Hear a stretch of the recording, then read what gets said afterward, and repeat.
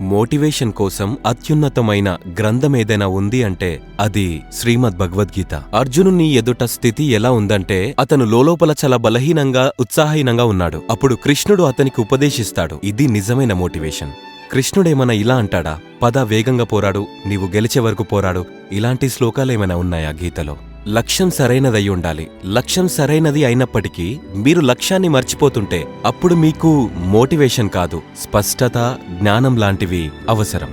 మీకు క్లారిటీ వచ్చినట్లయితే మీరు స్వయంగా పోరాడతారు, గెలిచి చూపిస్తారు, పూర్తి శక్తితో పోరాడతారు, వెనకాడరు. ఈ రోజుల్లో చాలా మంది మోటివేషనల్ స్పీకర్లు శకుని లాంటి వాళ్ళుంటారు. దుర్యోధనుడిని అడగాలనుకోవడం లేదు. దుర్యోధన్ ఇదంతా పొందాలనుకుంటున్నావు కదా, అసలెందుకు పొందాలనుకుంటున్నావు అని. శకుని కూడా దుర్యోధనునితో ఇలానే అని ఉండవచ్చు. కొనసాగు మేనల్లుడా, భయం ముందు విజయం ఉంది, నీవు కూడా గెలవగలవు, యూ టూ కెన్ విన్ అని. కృష్ణుడు అలా అనడు.